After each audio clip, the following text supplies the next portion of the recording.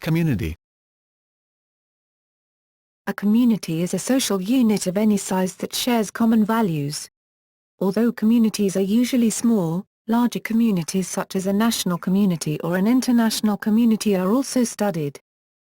In human communities, intent, belief, resources, preferences, needs, risks, and a number of other conditions may be present and common, affecting the identity of the participants and their degree of cohesiveness. Since the advent of the Internet, the concept of community has less geographical limitation, as people can now gather virtually in an online community and share common interests regardless of physical location. Prior to the Internet, virtual communities, like social or academic organizations, were far more limited by the constraints of available communication and transportation technologies. The word community is derived from the Old French communite, which is derived from the Latin communitas, from Latin communes, things held in common, a broad term for fellowship or organized society. Perspectives from various disciplines. Sociology. Gemeinschaft and Gesellschaft. German sociologist Ferdinand Tönnies distinguished between two types of human association, Gemeinschaft, usually translated as community, and Gesellschaft, society, or association. In his 1887 work, Gemeinschaft und Gesellschaft, Tönnies argued that Gemeinschaft is perceived to be a tighter and more cohesive social entity, due to the presence of a unity of will. He added that family and kinship were the perfect expressions of Gemeinschaft, but that other shared characteristics, such as place or belief, could also result in Gemeinschaft. This paradigm of communal networks and shared social understanding has been applied to multiple cultures in many places throughout history. Gesellschaft, on the other hand, is a group in which the individuals who make up that group are motivated to take part in the group purely by self-interest. He also proposed that in the real world, no group was either pure Gemeinschaft or pure Gesellschaft, but, rather, a mixture of the two. Social capital. If community exists, both freedom and security may exist as well. The community then takes on a life of its own, as people become free enough to share and secure enough to get along.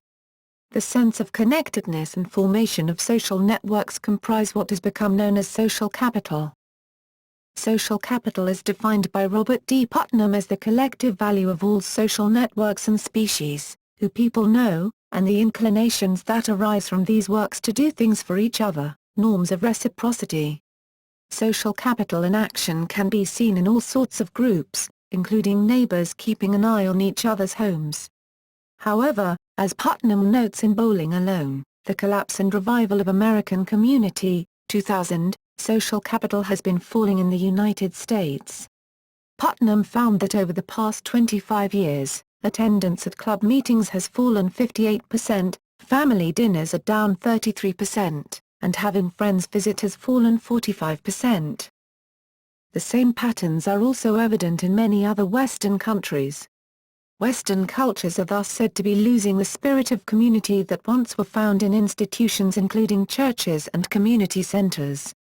Sociologist Ray Oldenburg states in The Great Good Place that people need three places: 1, the home, 2, the office, and 3, the community hangout or gathering place.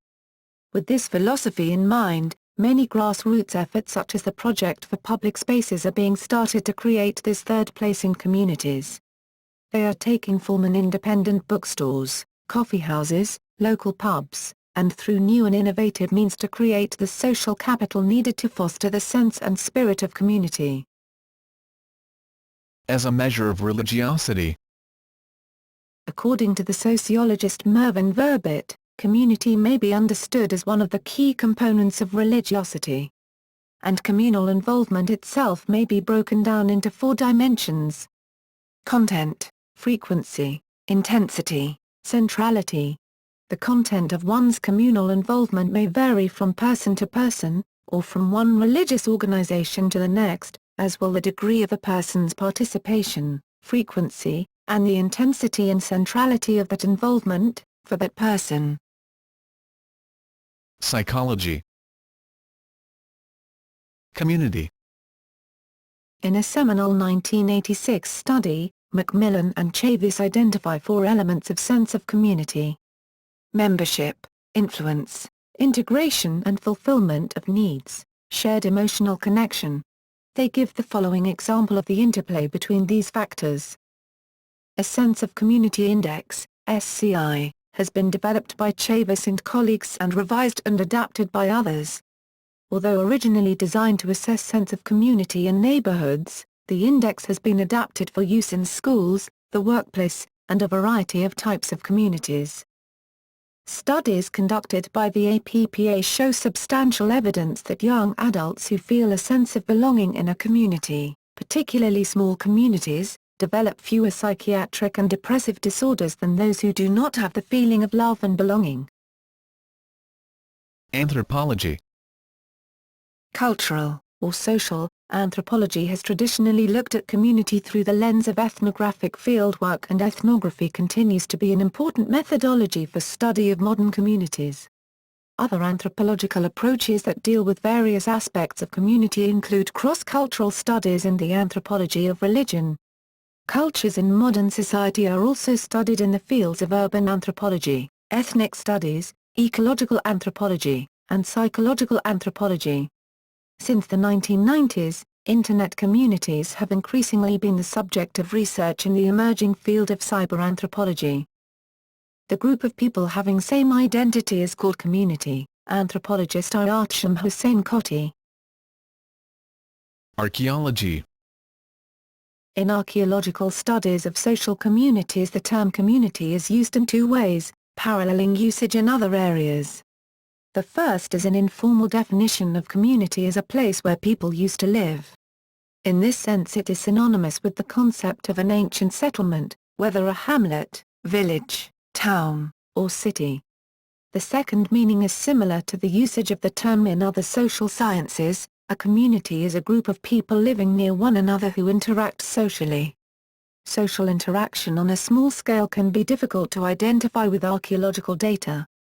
Most reconstructions of social communities by archaeologists rely on the principle that social interaction is conditioned by physical distance. Therefore a small village settlement likely constituted a social community, and spatial subdivisions of cities and other large settlements may have formed communities. Archaeologists typically use similarities in material culture, from house types to styles of pottery, to reconstruct communities in the past.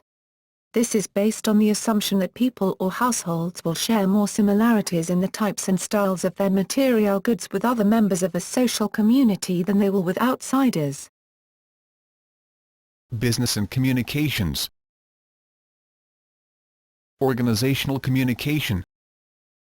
Effective communication practices in group and organizational settings are very important to the formation and maintenance of communities.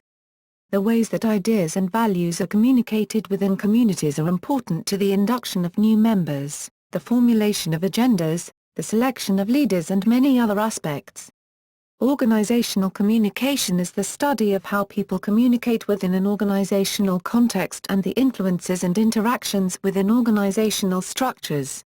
Group members depend on the flow of communication to establish their own identity within these structures and learn to function in the group setting. Although organizational communication, as a field of study, is usually geared toward companies and business groups, these may also be seen as communities. The principles of organizational communication can also be applied to other types of communities. Ecology. In ecology, a community is an assemblage of populations of different species, interacting with one another. Community ecology is the branch of ecology that studies interactions between and among species.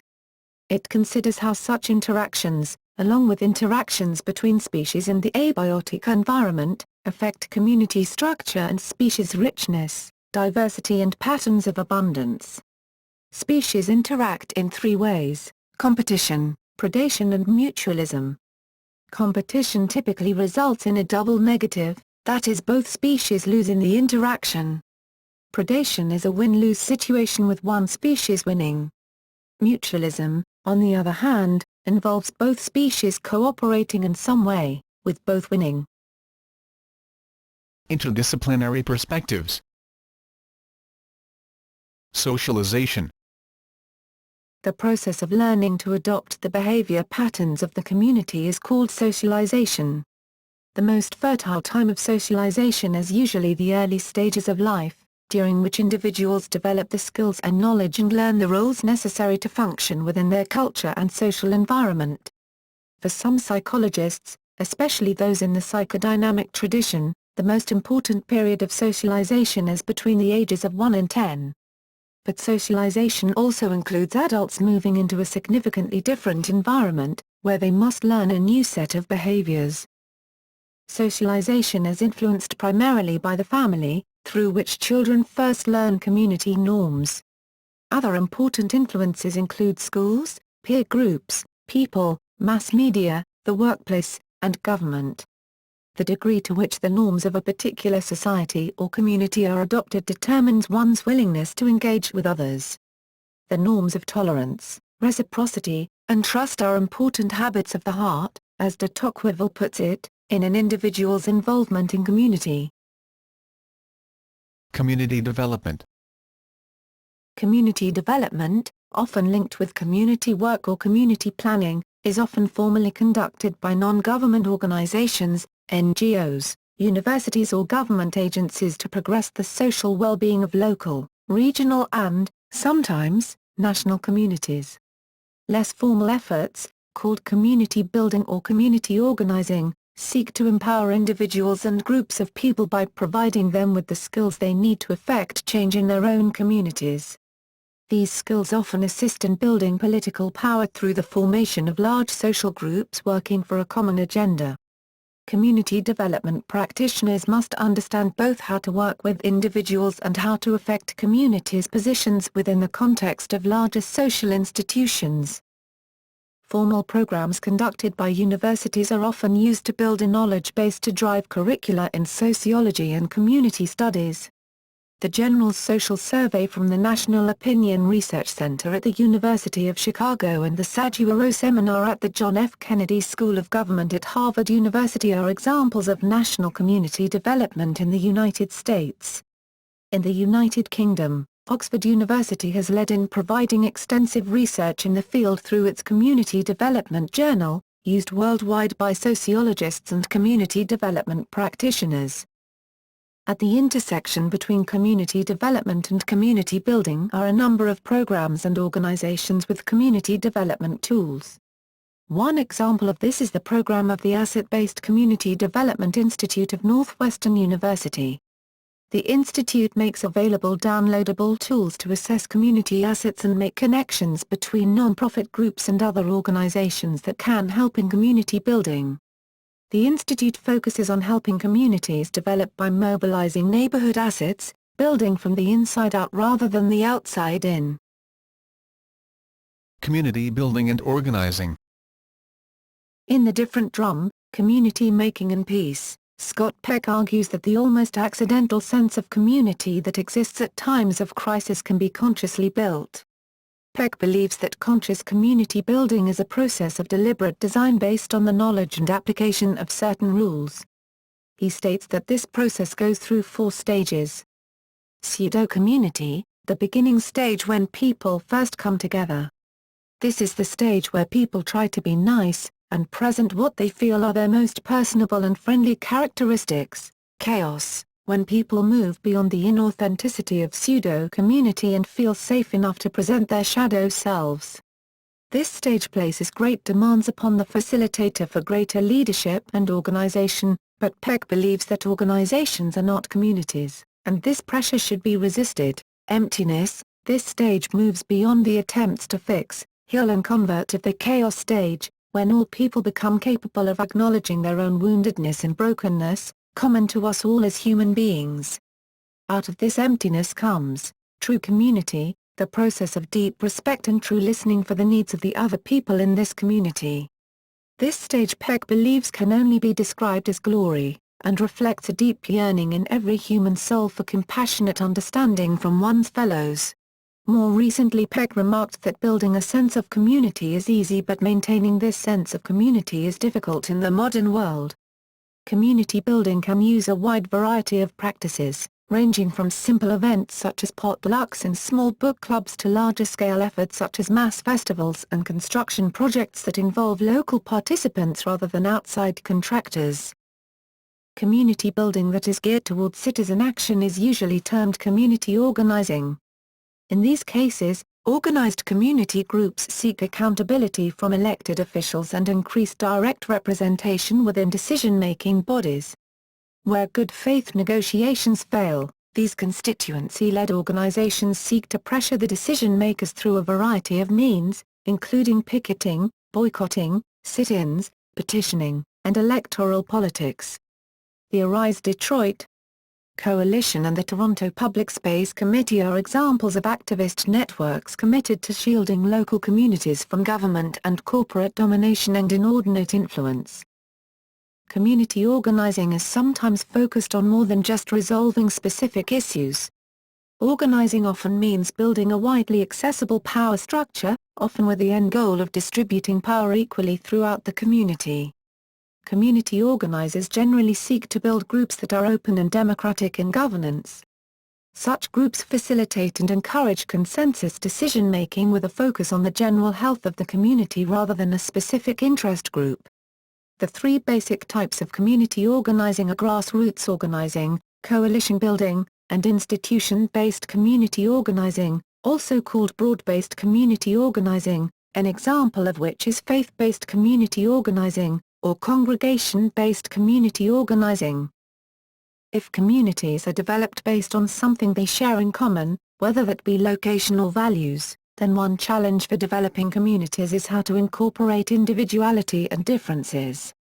Indeed, as Rebecca Nathan suggests in her book, My Freshman Year, we are actually drawn to developing communities totally based on sameness, despite stated commitments to diversity, such as those found on university websites. Nathan states that certain commonalities allow college students to cohere. What holds students together, really, is age, pop culture, a handful of recent historical events, and getting a degree, QTD. In Barrios 229. Universities may try to create community through all freshman reads, freshman seminars, and school pride. However, Nathan argues students will only form communities based on the attributes, such as age and pop culture, that they bring with them to college. Nathan's point, then, is that people come to college and don't expand their social horizons and cultural tolerance, which can prevent the development of your social community. Barrios, Barclay. Emerging, Contemporary Readings for Writers. New York, Bedford St. Martins, 2010. Community currencies. Some communities have developed their own local exchange trading systems, LETs, and local currencies, such as the Ithaca Hours system, to encourage economic growth and an enhanced sense of community.